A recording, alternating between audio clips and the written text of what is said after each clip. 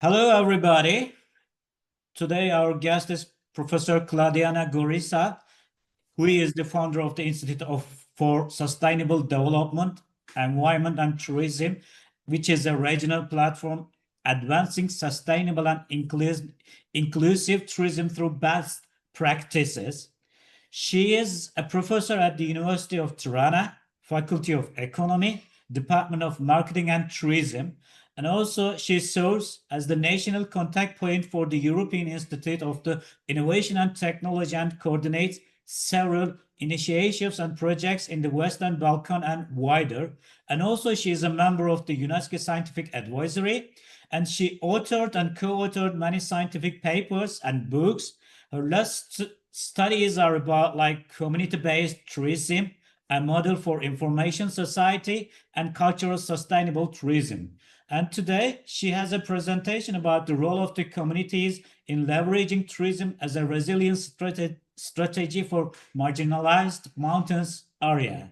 Thank you, Claudiana, for coming us and presenting your very good presentation for today. Thank you very much. Good morning, everybody. Thank you, Murat, for your long presentation. It would be better to use the time for questions. Anyone, I think that almost everybody knows me. So Okay. the why I chose these topics. So I try to consider what we are facing, the problem that each of our countries is facing, which is resilience, which is using the tourism for resilience of our mountain and rural areas and community. So these are three main words that sometimes all the debates in European level, but even in national and local level are taken into the consideration. And all of us, we are trying to give some solution based on communities. So communities is a bottom-up approach from which we start everything, our discussions, our priorities, and discussing our challenges. So why the mountains area? Because we are in this cost action which is related to marginalization of mountains and rural areas. So the idea is how we are going to resilience and use tourism in mountains area based on community.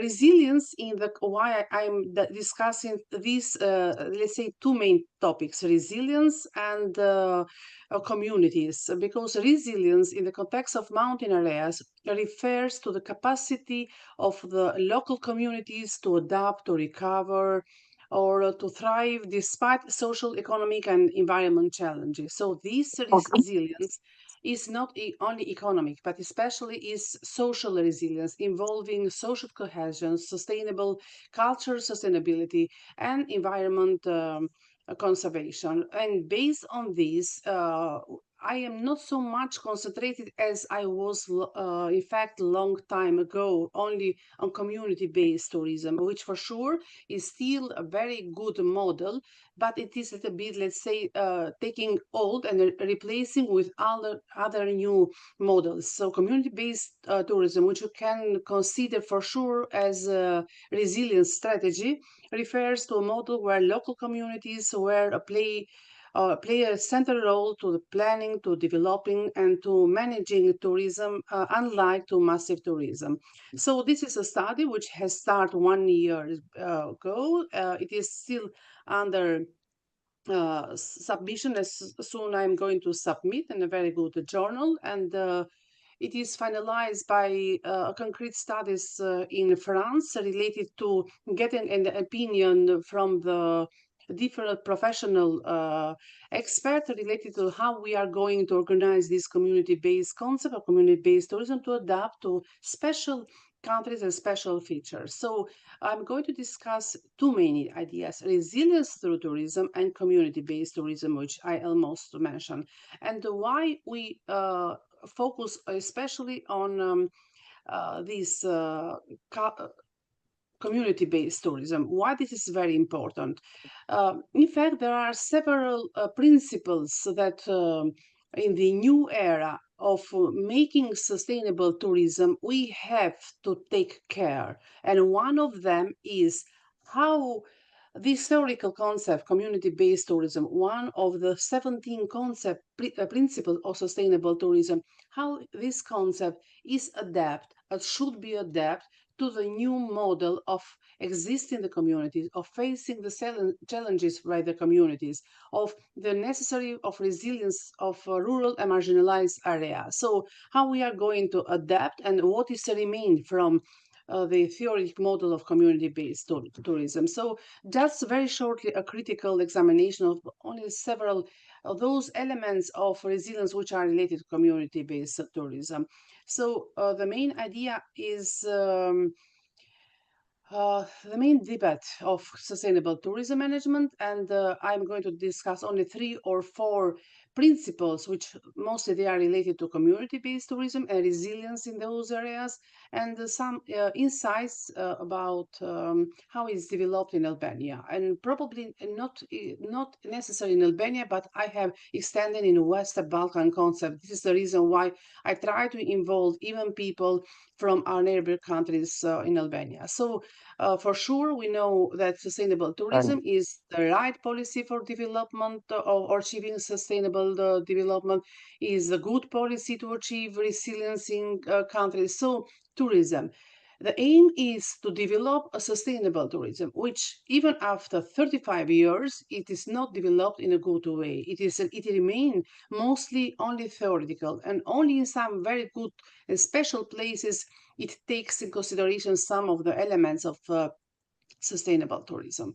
So the debate remains by the fact why we are going to debate from 15 years about sustainable tourism and transferring the focus from sustainable to resilience or to rethinking, or sometimes only to the idea of community involvement, because some 3 main reasons. Sometimes only this is a theoretical concept and only idea. So sometimes there's a lot of missing of practical issues. So we do not have good practices or bad practices from the hotel industry, hospitality industry, or we do not have good practices or bad practices from the communities, how much they are able to take responsibility to lead the process of development of tourism, or sometimes how they are able to create a networking for a better or good management of tourism, in order to use tourism as a resilience. So so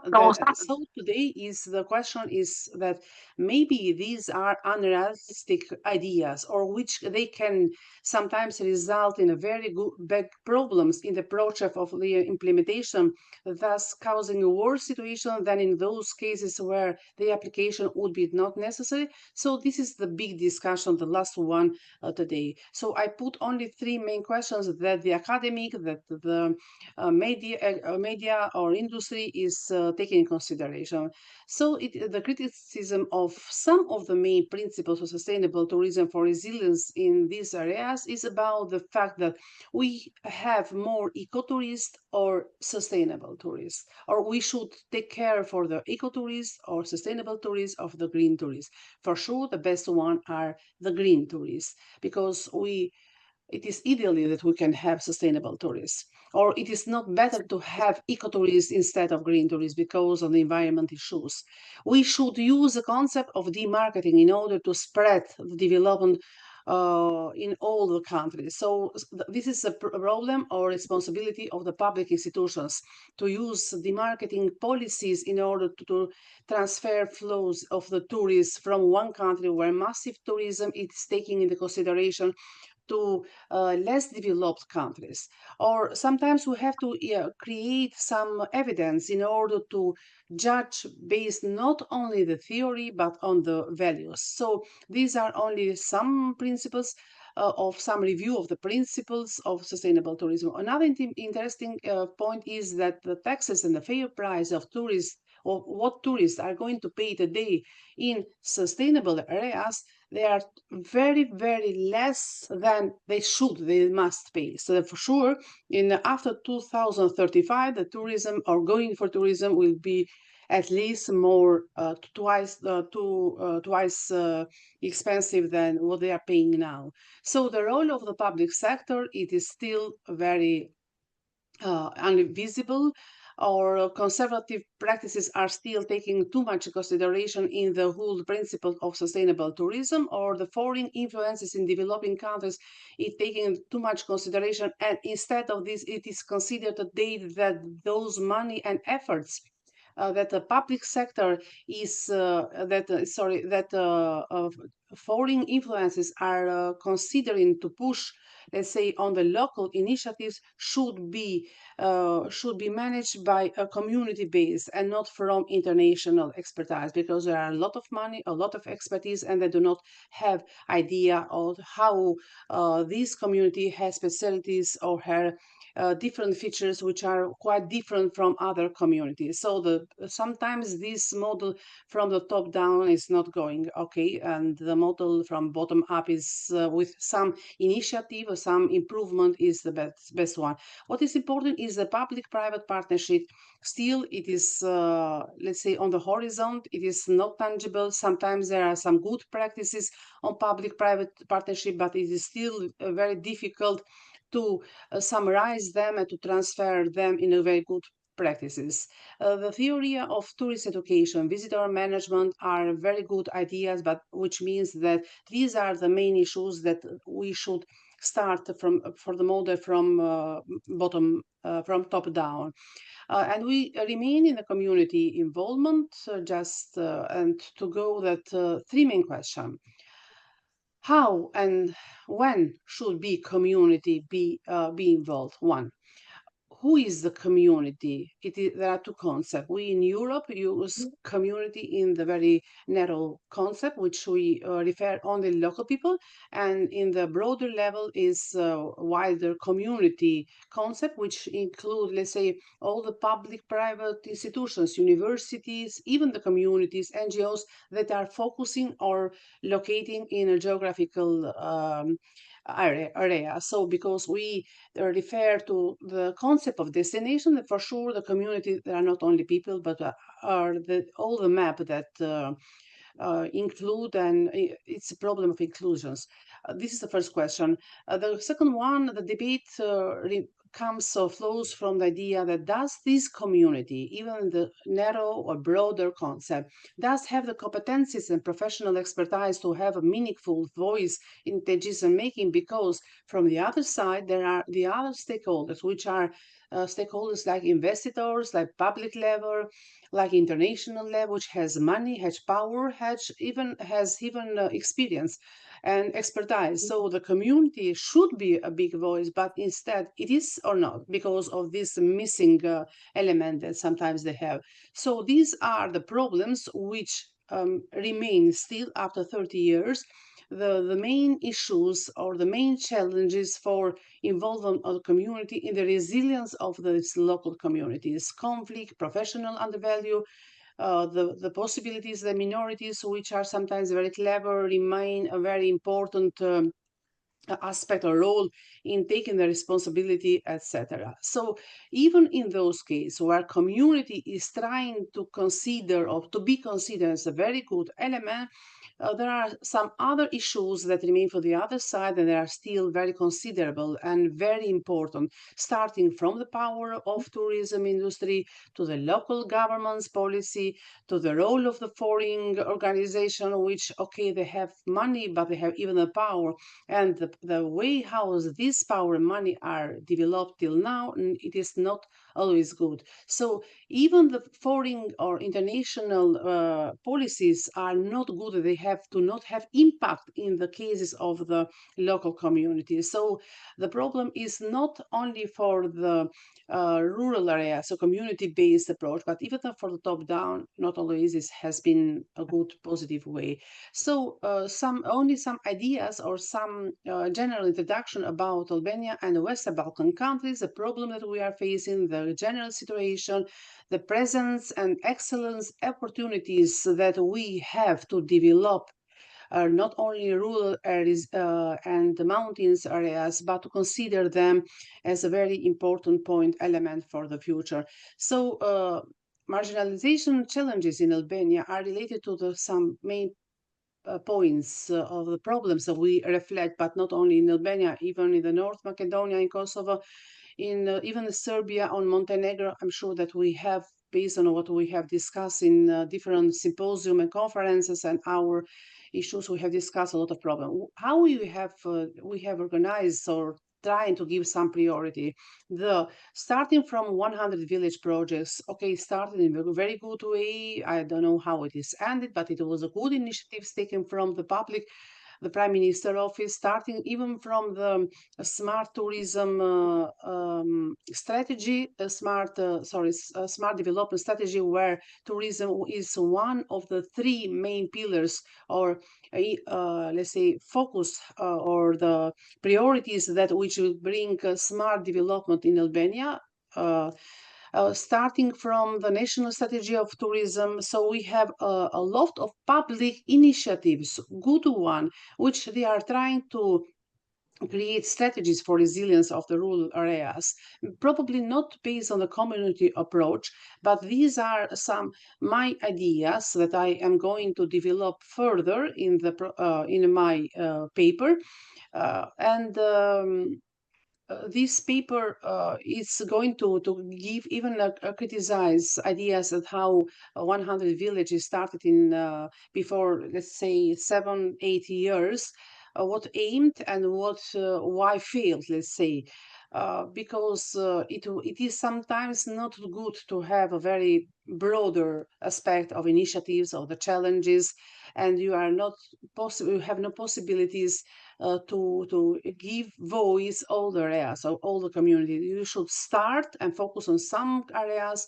to create best and good and negative practices, and to create good recording for other countries. So these are some view from the 100 villages, and the good marketing that Albania made in that time in international level, but even now for the attention that tourism has that Albania has given in tourism, it's a very strong marketing Albania in the whole Europe country, but not necessary in this let's say narrow aspect. So some of the ideas, for example, that South Albania region, some proposals in the regional level, which included the community, are these five issues: back on the roads, historical, itinerary, and they, in fact, they are taken in consideration by the tourist operator. They have created and include these in their portfolio, and these they are marketable now, and they present Albania. Sometimes we have to, in the UNESCO broader spec, we have to take in consideration some international studies about the impact that why the international tourists are coming in Albania. I mean, mostly more than 40% they are coming for culture and heritage sites.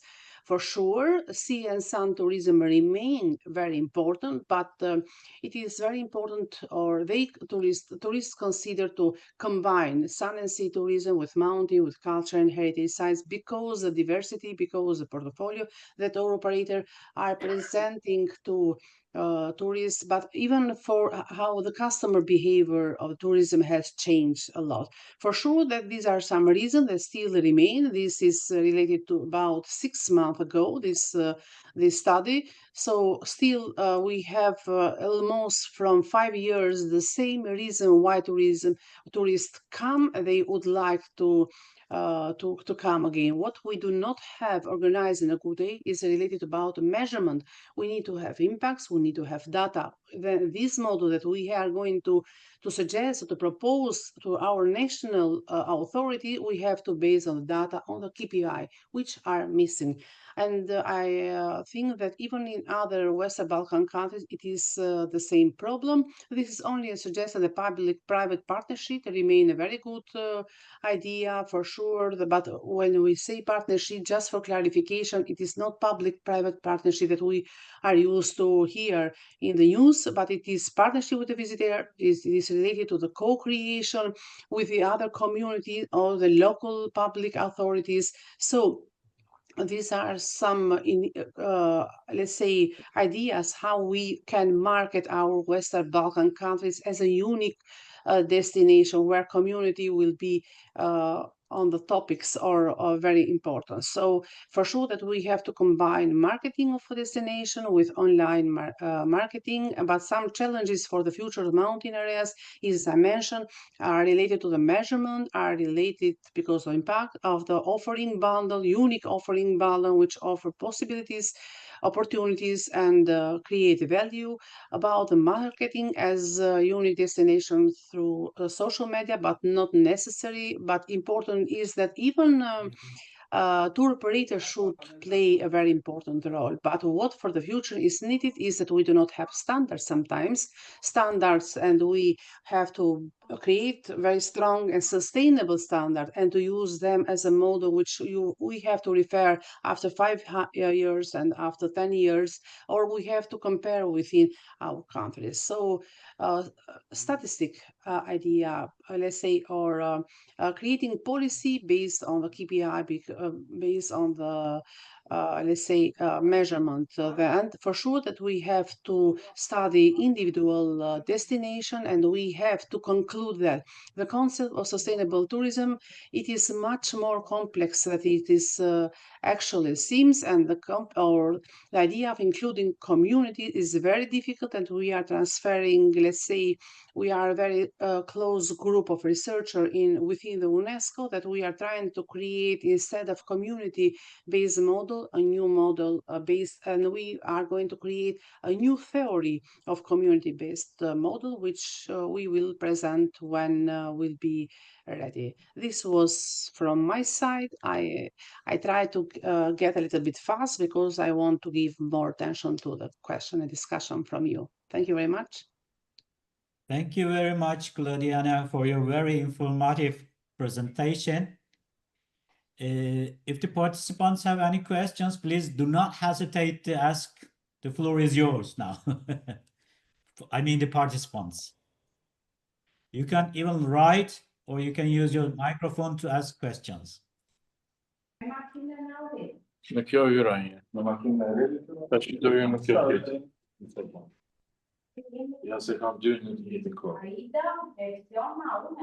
Aurel, your mic is open.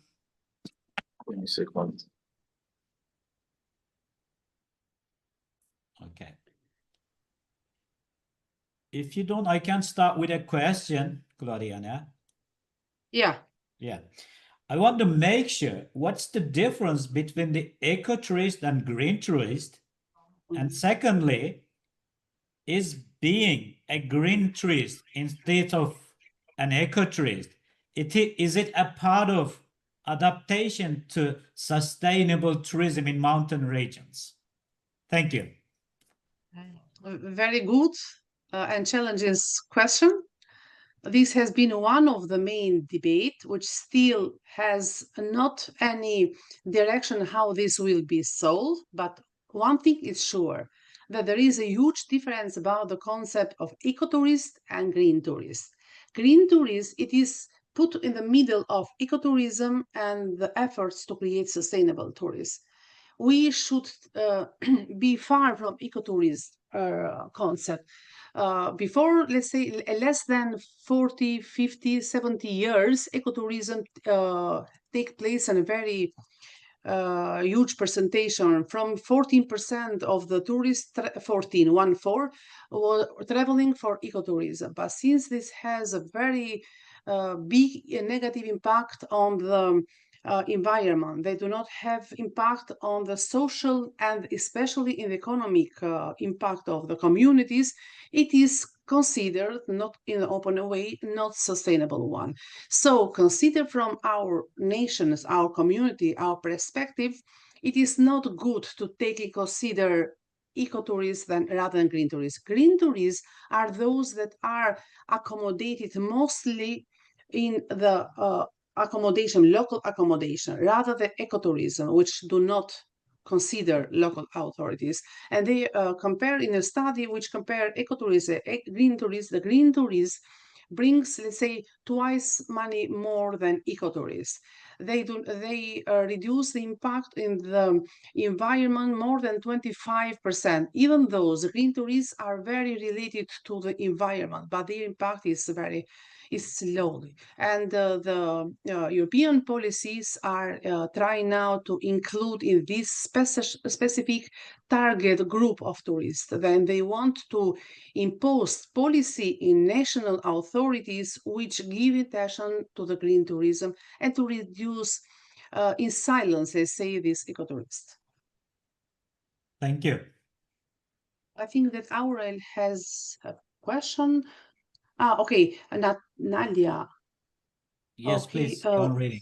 when we talk about resilience, can we consider governments here? For sure, resilience is this top-down approach that should be in consideration always by the national authorities, but not only, should be a combined, because this resilience, they are not going to be finalized and to be measured as a good practices or to create or to consider it as a good practice. It is not a bottom-up approach, because sometimes most of the projects end in a good way, but they do not have impact, they do not have sustainability, and they do not create resilience. So the idea is that the question is how we are going, or which tools we are going to use for resilience of rural areas.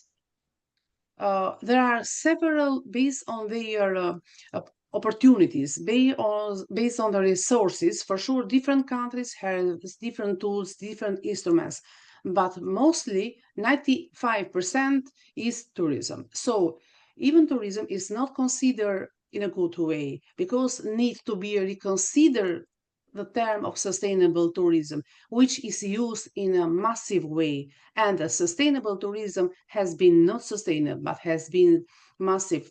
So instead of this concept, which has been not used in a good way, we should give attention, let's say, a small concept which has created sustainability concept, or which has created impact, like, for example, green tourism. Thank you, Beria. Nadia, so your new concept of resilience, it is directly, yes, it is not directly related to the networking theory, but it is based even in the networking. So opportunities, value creation, community-based public-private partnership and networking are very important, but it is only one part of the puzzle, not necessary. The new concept of resilience is to organize the concept of resilience based on the criticized concept of the principle of sustainable tourism. For example, we have to remodulate totally the concept of CBT, of community-based tourism, which has been one of the main priorities, or one of the main principles of sustainable tourism. Yes, for sure is now, but need to be revised. Thanks you. Any other questions? No, I didn't hear. There was a question? No. I I'm was asking talking. any other questions. Are there any other questions? Okay.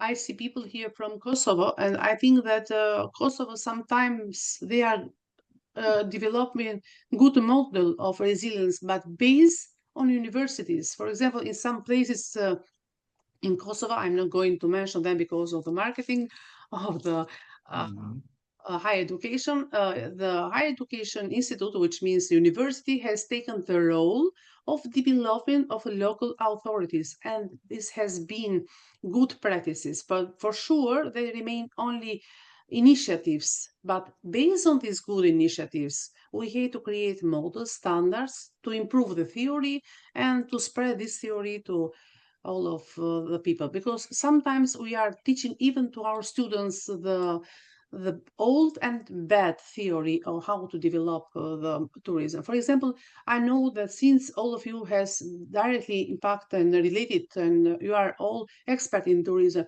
I am sure that all of you agree with the fact that the way how tourism is considered sustainable is totally massive. So let's say not only public theory, public institution which do not have knowledge sometimes, but maybe where they can have expertise, but even tour operators or industry which do not have the concept of theory, but they use the concept of sustainable tourism for their marketing issues, for the marketing of their branding, in order to attract more let's say, target of tourists using let's say, sustainable concept. So the most clever stakeholder all in this network, in this map, are tour operators. They are using in a very good way sustainable market tourism. Any other questions? I think you made a very good presentation and everything was clear. Thank you. You're welcome. So, what do you think, Professor Claudia? Shall we stop now, finish now, or do you want to add something else? I know I wanted just to add the last one, that Yes, I please. try to give just some insights that how each of us in our country we need to reconsider tourism, which are those part of the puzzle of how we should create impact using our resources. So we have to be careful about resources, because these are the only one that we have. We have to use in a very smart way and very careful way, and we should use sustainable concept in a very sustainable way. So these are my challenges for the future and my consideration for you. Thank you very much, each of you, for being Thank you. today. Thank you for joining us and giving us this very informative presentation. And we thank all the participants for joining us. And I hope to see you in our next webinar series. And we again thank Professor Dr. Claudiana for your very informative presentation. Thank you, guys. Hope to see you next time.